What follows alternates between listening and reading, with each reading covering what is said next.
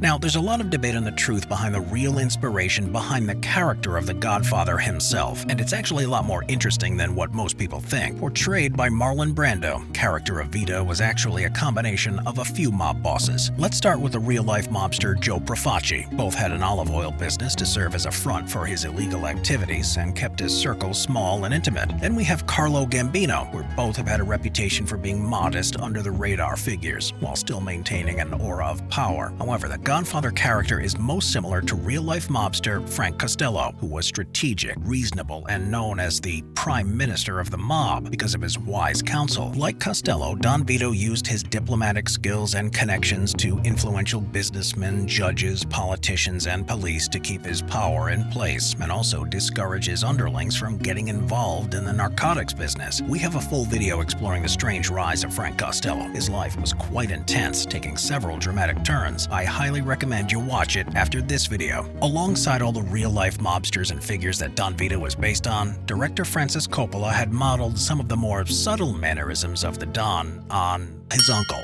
He actually does make an appearance in Part 2, and well, you can definitely see the similarities. Speaking of Costello, Don Vito Corleone possesses a very memorable and distinct voice, in which Marlon Brando brilliantly based it on the real-life mobster Frank Costello. I'm gonna make him an offer he can't